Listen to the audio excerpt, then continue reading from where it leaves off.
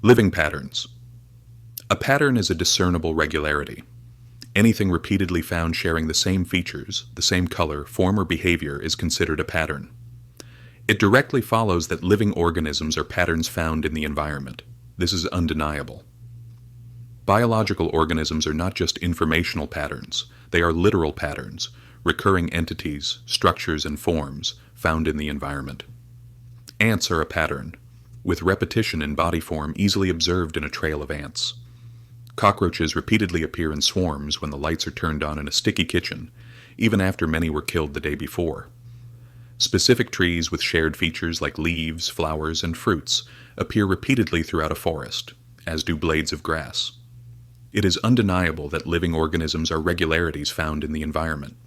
Even the way scientists study living organisms shows that the field of biology, from its very beginning, has been the study of living patterns. If this were not true, what would be the point of classifying species in taxonomy? Why group and catalog organisms based on their similarities and differences in features? And in modern evolutionary biology, examining organisms in terms of population genetics, do biologists not classify organisms based on patterns, on the similarities, differences, and repetition found in their DNA? Living organisms are self-propagating patterns found in the environment. The current view of evolution, which treats organisms in terms of their reproductive success and population genetics, must be updated to a more fundamental view, evolution as the propagation of patterns through time and space. This Patternist view of evolution shifts the focus to understanding what it means to self-propagate and how patterns change over time in a world subject to decay, natural disasters, and competition from other self-propagating patterns. A radical shift occurs when organisms are viewed as self-propagating patterns.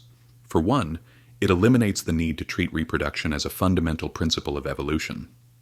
Instead, patterns become the first principle, with reproduction deriving from patterns through the paradox of the pattern. Second, patterns are composed of features, which act as components of an algorithm that generates the original pattern. Applied to living organisms, this approach integrates genetics and reproduction into a unified framework rather than treating them as separate principles. Reproductive success and genetic representation are now directly derived from patterns, rendering the modern synthesis of evolution unnecessary.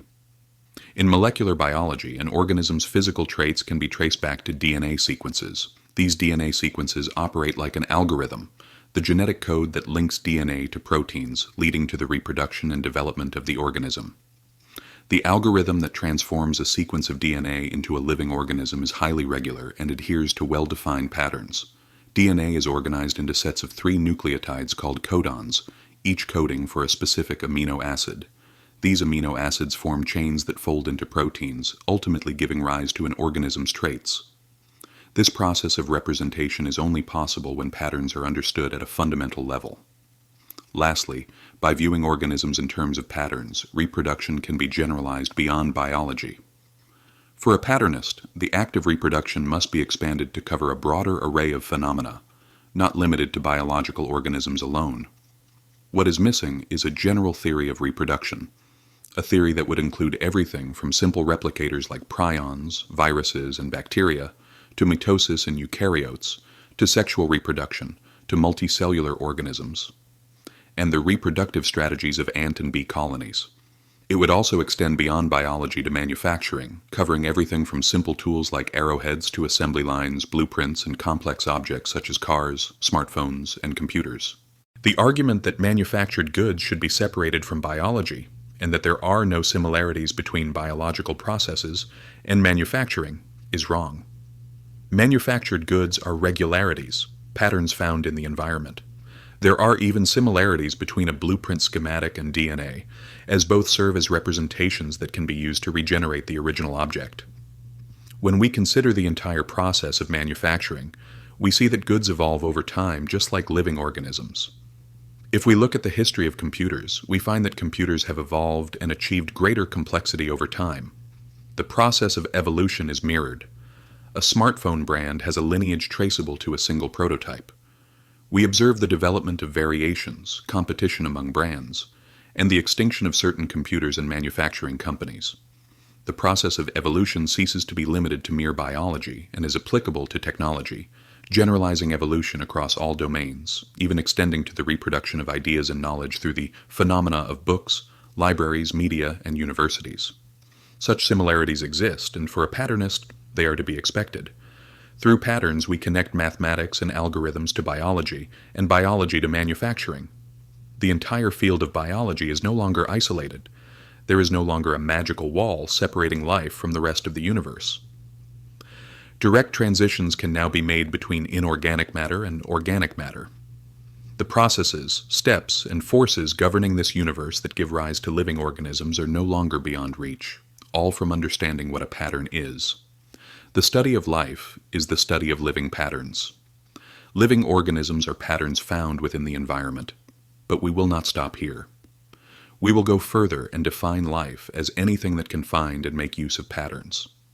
Anything capable of recognizing and utilizing patterns is alive and will display lifelike behaviors and properties.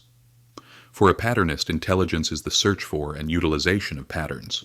Thus, the study of life is the study of intelligence. Is this not true? Do we not study human beings, a living organism, as part of the phenomena of intelligence? Did life not produce human beings, the human brain and human consciousness? Has life not adapted, learned, and evolved, activities that are part of intelligent phenomena and hold immense utility? Do we not treat anything that is alive or possesses lifelike properties as either a valuable ally or a dangerous enemy that can kill us? And does life, anything living that we once thought we controlled, not eventually evolve beyond our control and even surprise us? Life, then, is intelligent. Anything alive will display acts of intelligence. Anything intelligent will display lifelike behavior. All life is intelligent. There is no separation between intelligent life and life. Labeling living organisms as either intelligent or non-intelligent is a human-centric error, an act of arrogance and hubris. Anything that can adapt, learn, and evolve is intelligent. Anything that can find and make use of patterns is intelligent. All life is intelligent. The biological phenomena and the intelligent phenomena are one and the same.